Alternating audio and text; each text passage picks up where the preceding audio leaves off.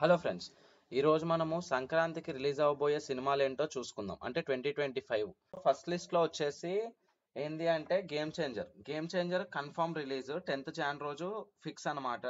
శంకర్ గారు డైరెక్టర్, దిల్ రాజు గారు ప్రొడ్యూసర్. అంటే దిల్ రాజు గారు థియేట్రికల్ రైట్స్ కానీ అన్ని ఇంకా ఆయనే అనమాట మొత్తానికి. అండ్ గేమ్ చేంజర్ వచ్చేసి మనకు చెప్పాలంటే పొలిటికల్ బ్యాక్గ్రౌండ్. అండ్ ఈ సినిమా ఏంటంటే కొంచెం ఎట్లుంటది అంటే, ట్రైలర్ చూసిన తర్వాత ఆ కటింగ్స్ బట్టి మనం ఏం చెప్పొచ్చు అంటే, ఆ రామ్ చరణ్ గారు కాలేజ్ లైఫ్ దగ్గర నుంచి ఎండ్ వరకు, అంటే ఆయన ఆయన ఏంటి మోటో ఏంటి, ఆయన ఎందుకు అట్లా పొలిటికల్ సైడ్ వెళ్ళారు, ఆయన ఎందుకు అట్లా గవర్నమెంట్ ఆఫీసర్ అయ్యారు, అట్లా ఉండబోతుంది అని అనిపిస్తుంది. సో గేమ్ చేంజర్ గురించి అయితే ఇది. అండ్ నెక్స్ట్ సెకండ్ ప్లేస్ వచ్చేసి డాకు మహారాజ్, బాలయ్య బాబు గారిది. ఎన్బికే 109 అని చెప్పేసి అప్పుడు పోస్టర్స్ వచ్చినాయి అనమాట. ఈ సినిమా వచ్చేసి బాబీ కొల్లి గారు ప్రొడ్యూస్ చేస్తున్నారు. ఈ సినిమా అదే ఇప్పుడు ఈ రోజు టీజర్ ఒకటి వచ్చింది కదా, టీజర్ చూసాను అనమాట. చూసిన తర్వాత నాకు ఏమనిపించింది అంటే, బీజిఎం అనేది నాకు కొత్తగా ఏం అనిపించలే. లైక్ రెగ్యులర్ గా ఏదో ఒక సినిమాలో విన్ అయ్యి ఓ రెండు మూడు బీజిఎంలు కలిపేసి కొట్టేసినట్టే అనిపడింది. తమన్ గారు ఏందో మరి ఈ మధ్య ఇలాంటి బీజిఎంలు కొడుతున్నారు.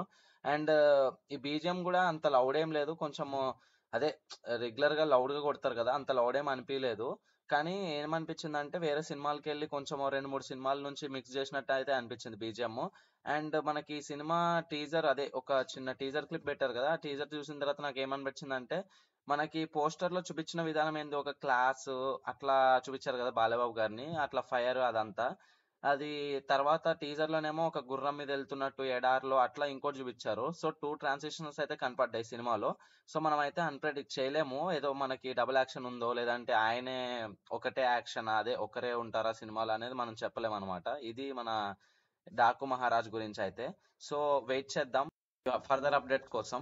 మనకు తెలుస్తుంది ఫర్దర్ అప్డేట్స్ లో ఎట్లాంటిది ఉంటది సినిమా ఏంటి అని చెప్పేసి, అప్పుడు మనం క్లియర్ కట్ గా మూవీ గురించి వీడియో అయితే పెడతాను అనమాట. నెక్స్ట్ వచ్చేసి థర్డ్ ప్లేస్ లో సంక్రాంతికి వస్తున్నాం. ఈ సినిమా వెంకటేష్ గారిది. మొన్న నవంబర్ 1 అప్పుడే మనకి ఒక మోషన్ పోస్టర్ లా ఒకటి అయితే రిలీజ్ చేశారనమాట. అది సంక్రాంతికి వస్తున్నామని టైటిల్ అనౌన్స్ చేశారు. ఈ సినిమాకి కూడా ప్రొడ్యూసర్ వచ్చేసి మన దిల్ రాజు గారే అనమాట. ఈ సినిమా జాన్ 14th రోజు రిలీజ్ అవుతుంది. నాకు అర్థం కావట్లేదు, గేమ్ చేంజర్ కూడా దిల్ రాజు గారే అండ్ మన సంక్రాంతికి వస్తున్నాం కూడా దిల్ రాజు గారే.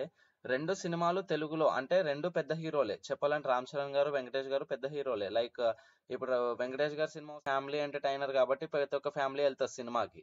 సో రే థియేటర్స్ ఎట్లా మరి డిస్ట్రిబ్యూట్ చేస్తారో నాకు అర్థం కావట్లేదు.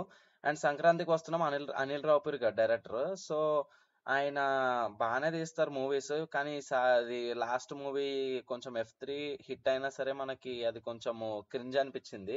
చూడాలి మరి సంక్రాంతికి వస్తున్నాం ఏమవుతుందో. నెక్స్ట్ మనకి ఫోర్త్ ప్లేస్ లో వచ్చేసి సందీప్ కిషన్ గారి మజాకా సినిమా ఉంది. ఈ సినిమా జాన్ 15th అని చెప్పేసి అంటున్నారు, రూమర్ చెప్పాలంటే, ఫిక్స్ అయితే అవ్వలేదు ఇంకాని. త్రినాథరావు నక్కిన అనే అతను అయితే డైరెక్టర్ ఈ సినిమాకి. ఈ సినిమా డైరెక్టర్ అయితే ఆల్రెడీ మనకి నేను లోకల్ అండ్ ధమాకా ఈ టూ ఫ్యామిలీ ఎంటర్టైనర్ మూవీస్ అయితే ఇచ్చారనమాట. ఒకవేళ సందీప్ కిషన్ గారి మజాకా కూడా అప్పుడు రిలీజ్ అయితే ఇది కూడా ఒక బెస్ట్ కాంపిటీషన్ అని చెప్పొచ్చు. సంక్రాంతికి వస్తున్న మూవీ అండ్ మజాకా ఈ రెండు కాంపిటేట్ అవ్వచ్చు. వై బికాజ్ ఈ రెండు ఫ్యామిలీ ఎంటర్టైనర్సే. గేమ్ చేంజర్ వచ్చేసరికి మనకి ఏంటి పొలిటికల్ డ్రామా అండ్ శ్రీకాంత్ గారు ఇదంతా వేరే లెవెల్ ఉంది. గేమ్ చేంజర్ టీజర్ చూస్తుంది మనకి, లైక్ ఆ క్లిప్స్ అవన్నీ చూస్తుంటే. అండ్ డాకు మహారాజ్ అంతేం అనిపించలేదు టీజర్ చూసిన తర్వాత, అన్ని రెగ్యులర్ స్టోరీ లాగానే అనిపించింది. చూడాలి, మనకి 4 మూవీస్ అయితే ప్రస్తుతానికి లైనప్ ఉంది సంక్రాంతికి. ఆ ఈ లైనప్ లో ఏ మూవీ టాప్ వస్తుందో మనకి చూద్దాం. నాకైతే గేమ్ చేంజర్, ఇంకా సంక్రాంతికి వస్తున్నాం, మజాకా ఈ మూడు సినిమాల మీద ఆశ ఉంది. మరి చూద్దాం, let's hope for the best. ప్రతి సినిమా ఆడాలి, అందరు థియేటర్కి వెళ్ళి చూడండి, పైరసీ ఎంకరేజ్ చేయకండి. అండ్ సబ్స్క్రైబ్ చేసుకోవడం మర్చిపోకండి. Please like, share and subscribe. Thank you.